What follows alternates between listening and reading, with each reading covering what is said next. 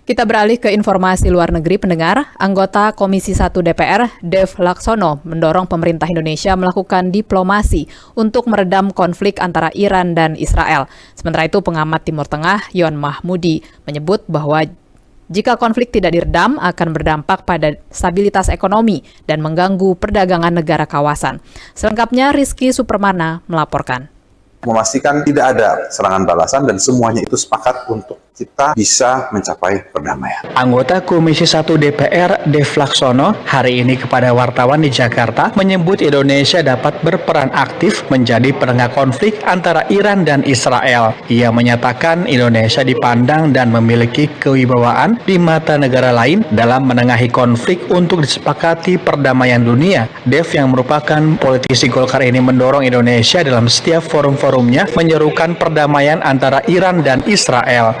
Menurutnya, Indonesia memiliki hubungan baik dengan sejumlah negara-negara di dunia sehingga seruan Indonesia dapat didengar dan diterima. Kita secara dunia internasional harus sepakat bisa menarik semua pihak yang terkait, bisa duduk berunding dan bisa mencapai kesepakatan. Merupakan suatu tantangan yang besar. Indonesia, kita memiliki kewibawaan sebagai negara yang besar, keberhasilan kita di forum-forum lainnya untuk bisa terus mendorong apakah di OIC ataukah di forum-forum lainnya, memastikan tidak ada serangan balasan dan semuanya itu sepakat untuk kita bisa mencapai perdamaian. Indonesia sebagai satu negara muslim yang sangat besar, kedua terbesar di dunia, memiliki posisi G7, OECD, di platform-platform multilateral lainnya, kita harus terus menyuarakan, terus meminta dan memastikan resolusi-resolusi yang dikeluarkan baik PBB ataupun di sidang-sidang lainnya, pertama mengutuk serangan tersebut dan kedua memastikan tidak ada serangan balasan lagi. Pengamat Timur Tengah dari Universitas Indonesia, Yon Mahmudi, menyebut jika konflik tidak diredam akan berdampak pada stabilitas ekonomi dan perdagangan negara kawasan terganggu.